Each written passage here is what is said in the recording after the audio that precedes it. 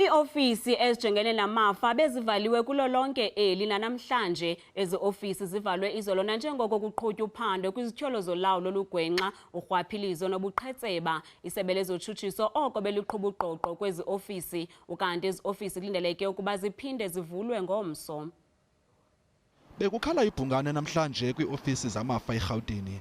Uninzi lwabantu belingalindelanga ukuba luza kufika zivaliwe ezi ofisi.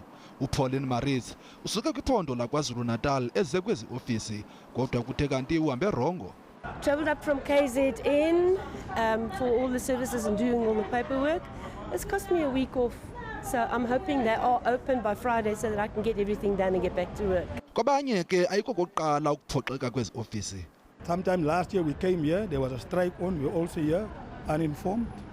Iofisi zamafa zigxile kakhulu kwimiba yamafa nokuqinisekisa ukhuseleko lwengxowa-mali zabantwana abaselula abashiyelwe imali zelifa ngabazali babo. Izolo umphathiswa wezobulungisa uvakalise ukuba ziza kuvalwa isithuba seentsuku ezimbini ezi ofisi zamafa. Umongameli wanika igunya i-SIU ukuba iqhube uphando ngezityholo zorhwaphilizo ngakwezi ofisi zamafa.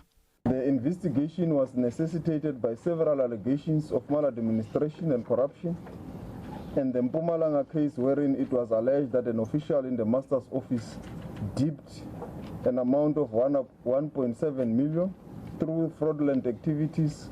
Oluphando lwaphenjelelwa lityala laseMpumalanga nalapho abatyholo ababini bejongene nezityholo zonaniselwano ngemali, urhwaphilizo nobuqhetseba emva kokuba bahlisa ngomlenze imali zamafa eziqikelelwa kwi-1.7 million rand.